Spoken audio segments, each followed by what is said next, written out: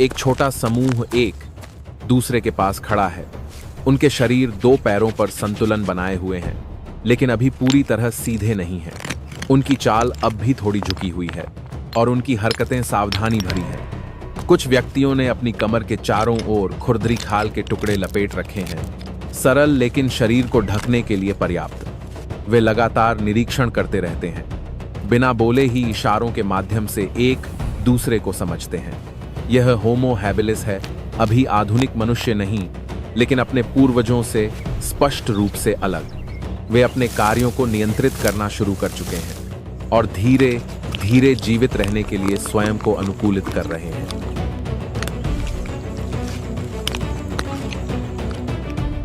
समूह धीरे धीरे आगे बढ़ता है, इतना फासला बनाए रखता है कि वे अलग न हों।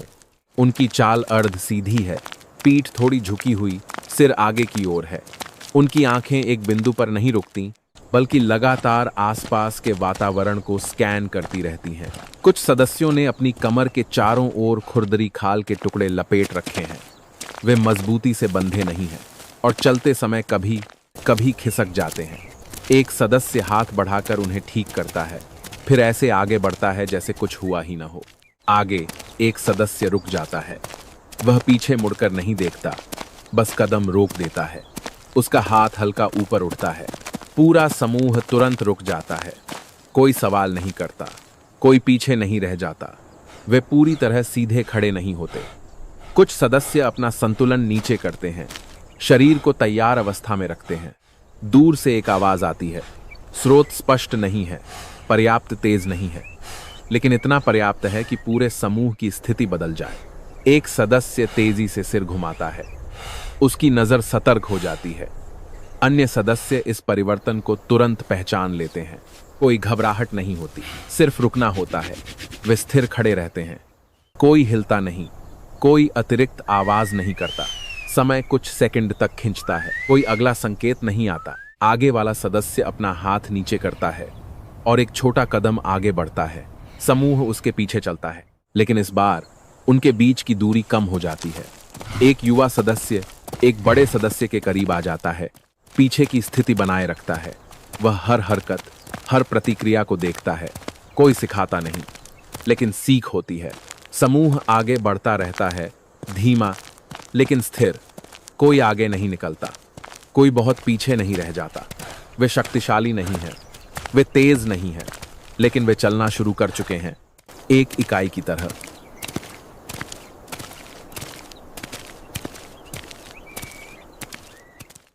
एक सदस्य नीचे बैठ जाता है। उसके दोनों पैर मुड़े हुए हैं और वह जमीन पर संतुलन बनाए रखता है। उसकी पीठ थोड़ी झुकी हुई है, लेकिन उसका सिर अब भी आगे की ओर है। उसके हाथ में दो पत्थर हैं। यह पहली बार नहीं है, लेकिन फिर भी ध्यान की आवश्यकता है।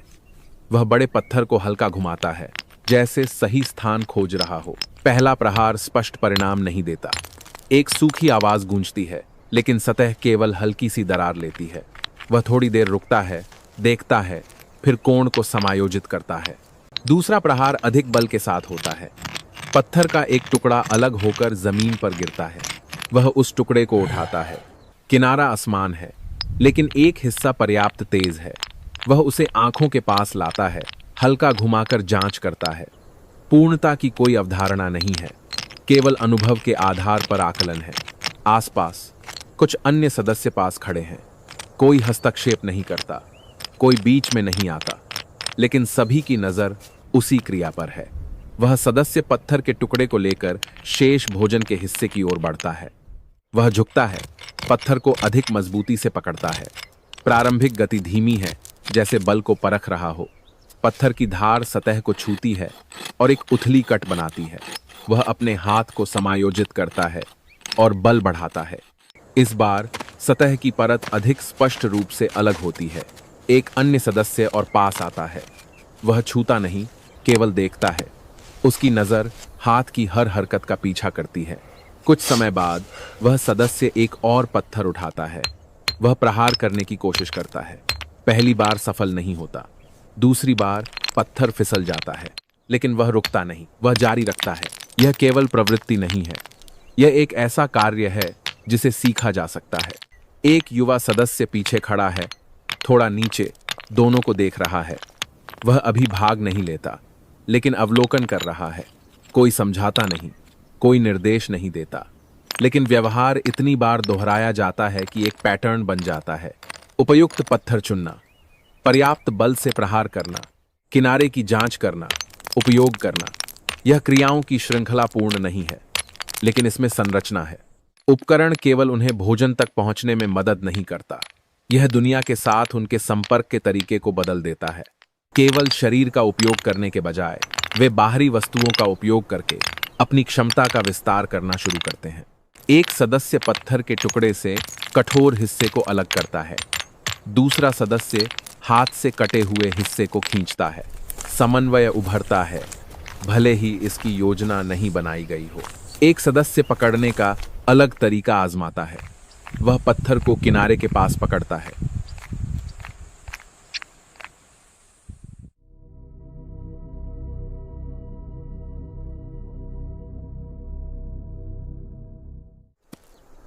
एक सदस्य चलते चलते रुक जाता है, वह अपना हाथ कमर की ओर ले जाता है, जहां एक चमड़े का टुकड़ा अपनी जगह से खिसक गया है। कोई मजबूत बंधन नहीं है, यह केवल शरीर के चारों ओर लपेटा गया है। जब वह टुकड़ा खिसकता है तो चलना असुविधाजनक हो जाता है। वह उसे खींचकर फिर से ठीक करता है। उसके बाद कुछ क्षण स्थिर खड़ा रहता है, जैसे अनुभव को जांच रहा हो। जब उसे अधिक स्थिरता महसूस होती है तो वह फिर से चलना शुरू करता है। यह क्रिया एक बार नहीं होती, यह दोहराई जाती है। अन्य सदस्यों के पास भी इसी तरह के चमड़े के टुकड़े हैं, लेकिन वे पूरी तरह समान नहीं हैं। कुछ बड़े हैं, कुछ छोटे। कुछ सदस्य उन्हें कसकर बांधते हैं, कुछ ढीला रखते हैं। कोई मानक नहीं है, कोई निश्चित डिजाइन नहीं है, लेकिन एक कार्य है। चमड़े का टुकड़ा चलते समय सतह के साथ सीधे संपर्क को कम करता है। जब वे बैठते हैं तो यह परत सीधे संपर्क की तुलना में अलग अनुभव देती है। जब वे खड़े होते हैं तो यदि यह सही स्थान पर रहे तो गति कम बाधित होती है। एक युवा सदस्य पास आता है, दूसरे के चमड़े के टुकड़े को छूता है। वह हल्का खींचता है, फिर छोड़ देता है। इसके बाद वह अपने शरीर की ओर देखता है। वह जमीन से एक और चमड़े का टुकड़ा उठाता है। वह उसे कमर के चारों ओर लपेटने की कोशिश करता है। पहले प्रयास में सफल नहीं होता, टुकड़ा गिर जाता है। वह उसे फिर उठाता है, फिर कोशिश करता है। इस बार वह उसे अधिक देर तक पकड़े रखता है, लेकिन चलते समय वह फिर नीचे खिसक जाता है। वह रुकता है और उसे फिर से समायोजित करता है। यह जन्मजात व्यवहार नहीं है, यह प्रयोग है। कोई उसे सुधारता नहीं, कोई निर्देश नहीं देता, लेकिन दोहराव से सुधार होता है। एक अन्य सदस्य इसे देखता है। वह तुरंत अनुकरण नहीं करता, लेकिन ध्यान में रखता है। समय के साथ जो सदस्य इसका लाभ देखते हैं वे इसका उपयोग जारी रखते हैं। जो सदस्य इसे आवश्यक नहीं समझते वे इसे छोड़ सकते हैं, लेकिन यह व्यवहार समाप्त नहीं होता। यह धीरे धीरे फैलता है, क्योंकि यह अनिवार्य नहीं है बल्कि लाभदायक है। जिस सदस्य का चमड़े का टुकड़ा स्थिर रहता है उसे कम रुकना पड़ता है। दूसरे सदस्य को बार बार समायोजन करना पड़ता है, जिससे अधिक समय लगता है। अंतर छोटा है, लेकिन प्रभाव मौजूद है। ऐसे वातावरण में जहां हर विवरण महत्वपूर्ण है, ये अंतर जमा होते जाते हैं। चमड़े का टुकड़ा उन्हें अधिक शक्तिशाली नहीं बनाता, उन्हें तेज भी नहीं बनाता, लेकिन यह उन्हें अधिक स्थिर बनाता है, और यह स्थिरता मूल्यवान है।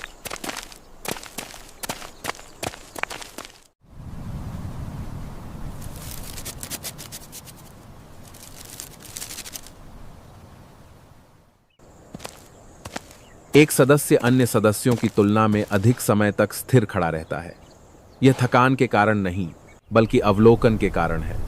उसका शरीर अर्ध सीधा रहता है, सिर थोड़ा झुका हुआ, और उसकी आंखें लगातार विभिन्न बिंदुओं के बीच घूमती रहती हैं। वह यूं ही नहीं देख रहा है। आंखों की हर हरकत का एक उद्देश्य है। एक अभी उत्पन्न हुई ध्वनि की तुलना पहले सुनी गई ध्वनियों से की जाती है। दूर की एक हल्की सी हलचल का आकलन किया जाता है कि वह ध्यान देने योग्य है या नहीं। यह अब केवल एक साधारण प्रतिक्रिया नहीं है, यह सूचना प्रसंस्करण की प्रक्रिया है। एक अन्य सदस्य पास से गुजरता है, जिससे हल्की आवाज होती है। जो सदस्य स्थिर खड़ा है वह तेजी से सिर घुमाता है, लेकिन भागता नहीं। वह अपनी जगह बनाए रखता है और स्थिति का पुनर्मूल्यांकन करता है। कार्य करने से पहले रुककर जांच करने की क्षमता एक महत्वपूर्ण परिवर्तन है। सभी सदस्यों में यह व्यवहार समान स्तर पर नहीं होता। कुछ तेजी से प्रतिक्रिया करते हैं, कुछ अधिक समय तक अवलोकन करते हैं। यह अंतर अलग अलग परिणाम उत्पन्न करता है। जो सदस्य उपयुक्त निर्णय लेते हैं वे खतरे से बच जाते हैं। जो बहुत जल्दी प्रतिक्रिया करते हैं वे अनावश्यक जोखिम में पड़ सकते हैं। समय के साथ प्रभावी व्यवहार अधिक बार दिखाई देने लगते हैं। यह सचेत चयन के कारण नहीं बल्कि क्रियाओं के स्वाभाविक परिणाम के कारण है। एक युवा सदस्य पास खड़ा है और देख रहा है। वह आंतरिक प्रक्रिया को नहीं समझता लेकिन व्यवहार को दर्ज करता है। समान स्थिति में वह उसी तरह प्रतिक्रिया कर सकता है। यह सामाजिक अधिगम की निम्ब है। होमो हैबिलिस का मस्तिष्क आधुनिक मनुष्य जितना बड़ा नहीं है, लेकिन यह अपने पूर्वजों की तुलना में अधिक जटिल व्यवहारों का समर्थन करने के लिए पर्याप्त है। अल्पकालिक स्मृति, पैटर्न की पहचान और सरल पूर्वानुमान की क्षमता उभरने लगती है। एक सदस्य अपनी पुरानी स्थिति में लौटता है, लेकिन इस बार धीमी गति से चलता है। वह अभी हुए अनुभव के आधार पर अपने व्यवहार को समायोजित करता है। यह व्यवहारिक अनुकूलन का स्पष्ट संकेत है। समझाने के लिए कोई भाषा नहीं है, कोई अमूर्त अवधारणा नहीं है, लेकिन दुनिया के प्रति प्रतिक्रिया करने के तरीके में परिवर्तन है। ये छोटे परिवर्तन एक क्षण में स्पष्ट नहीं होते, लेकिन जब वे कई सदस्यों और कई पीढ़ियों में जमा होते हैं तो वे बड़ा अंतर पैदा करते हैं। यही वह तरीका है जिससे बुद्धिमत्ता विकसित होती है। अचानक नहीं, स्पष्ट नहीं, लेकिन निरंतर और दिशात्मक।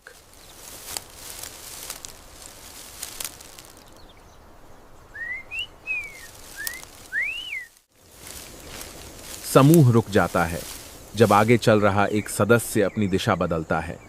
कोई स्पष्ट संकेत नहीं होता, कोई तेज आवाज नहीं होती, लेकिन यह छोटा सा परिवर्तन पूरे समूह के लिए पहचानने और उसके अनुसार स्वयं को समायोजित करने के लिए पर्याप्त होता है। उनके बीच की दूरी स्थिर नहीं होती, लेकिन हमेशा इतनी रखी जाती है कि वे एक दूसरे को देख सकें। एक सदस्य किनारे की ओर खड़ा होता है और अलग क्षेत्र का अवलोकन करता है। वह समूह से अलग नहीं होता, लेकिन ऐसी स्थिति में रहता है जो उसे दूर तक देखने की अनुमति देती है। अन्य सदस्य इसे रोकते नहीं हैं। भूमिकाएं निर्धारित नहीं होती, लेकिन स्वाभाविक रूप से बन जाती हैं। जब कोई असामान्य संकेत मिलता है तो एक छोटी ध्वनि उत्पन्न होती है। यह समझाने के लिए नहीं बल्कि चेतावनी देने के लिए होती है। पूरा समूह लगभग तुरंत रुक जाता है। विवरण समझना आवश्यक नहीं है, केवल सही समय पर प्रतिक्रिया देना आवश्यक है। जब वे भोजन के पास पहुंचते हैं तो वे एक साथ आगे नहीं बढ़ते। कुछ सदस्य पहले आगे बढ़ते हैं और जांच करते हैं। अन्य सदस्य दूरी बनाए रखते हैं और संकेत की प्रतीक्षा करते हैं। यदि कोई खतरा नहीं होता तो पूरा समूह आगे बढ़ता है। यह व्यवहार पूर्ण नहीं है, लेकिन अकेले कार्य करने की तुलना में अधिक प्रभावी है। एक कमजोर सदस्य भी शेष हिस्से तक पहुंच सकता है। यह इसलिए नहीं कि उसे हिस्सा दिया जाता है, बल्कि इसलिए कि उसे पूरी तरह बाहर नहीं किया जाता। इससे समूह अधिक स्थिर रूप से बना रहता है। कोई नियम नहीं है, कोई स्पष्ट व्यवस्था नहीं है, लेकिन समन्वय है, और यही समन्वय उनका सबसे बड़ा लाभ बन जाता है। छोटे छोटे व्यवहार समाप्त नहीं होते, वे दोहराए जाते हैं और धीरे धीरे आदत बन जाते हैं। एक सदस्य अवलोकन करता है, दूसरा अनुकरण करता है। एक समूह प्रभावी चीजों को बनाए रखता है और अनावश्यक चीजों को छोड़ देता है। समय के साथ अंतर उभरने लगते हैं। वे तुरंत स्पष्ट नहीं होते, लेकिन कई पीढ़ियों में जमा होते हैं। चलने की शैली अधिक स्थिर हो जाती है। दो पैरों पर खड़े रहने का समय बढ़ जाता है। संतुलन बनाए रखने और अवलोकन करने की क्षमता में सुधार होता है। उपकरणों का उपयोग अब दुर्लभ व्यवहार नहीं रहता। यह जीवित रहने का एक परिचित हिस्सा बन जाता है। प्रतिक्रिया करने की क्षमता भी बदलती है। यह केवल प्रतिक्रिया नहीं रहती, बल्कि कार्य करने से पहले मूल्यांकन शामिल होने लगता है। होमो हैबिलिस विकास का अंतिम लक्ष्य नहीं है। वे एक संक्रमण है, एक आधार। अधूरे सीधे कदमों से, साधारण उपकरणों से, बार बार दोहराए गए सरल व्यवहारों से एक लंबी यात्रा शुरू होती है। एक ऐसी यात्रा जो उनकी समझ से कहीं आगे तक जारी रहेगी। और वहीं से मनुष्य धीरे धीरे आकार लेने लगता है। कोई ऐसा क्षण नहीं है जो एक स्पष्ट शुरुआत को चिह्नित करता हो। कोई अचानक परिवर्तन नहीं है, केवल छोटे छोटे कार्य हैं जो समय के साथ दोहराए जाते हैं। होमो हैबिलिस यह नहीं समझते कि वे जो कर रहे हैं उसका क्या अर्थ है, लेकिन वही अर्ध सीधे कदम, वे साधारण पत्थर के उपकरण और सीखने वाले व्यवहार भविष्य की नींव बनाते हैं। वहीं से एक लंबी प्रक्रिया शुरू होती है जो आगे चलकर अन्य मानव प्रजातियों के उद्भव तक पहुंचती है और अंततः आधुनिक मनुष्य तक।